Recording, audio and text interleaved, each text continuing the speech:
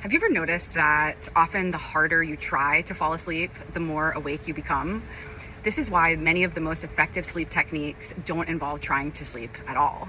And I have a cool one for you today. It's called cognitive shuffling. It works because sometimes, even when the body is relaxed, the mind is still behaving as though it's daytime, planning, analyzing, problem solving, replaying conversations. And when we're not sleeping, we often start worrying about not sleeping, which tends to make the problem worse.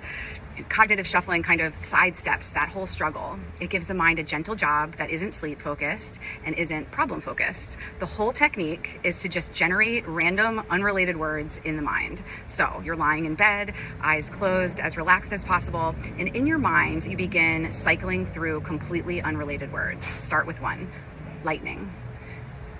And then find one that's completely random from that. Pumpkin, bicycle, polar bear, tea kettle.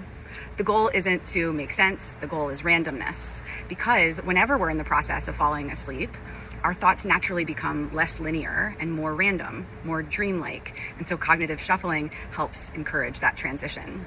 If you notice yourself making logical connections, for example, moving from lightning to thunder, that's okay. It's actually part of the process. Simply let it go and return to something completely unrelated. Pumpkin, bicycle, polar bear, tea kettle. The first time I tried it, I realized the next day that it was definitely the last thing I remember doing before falling asleep.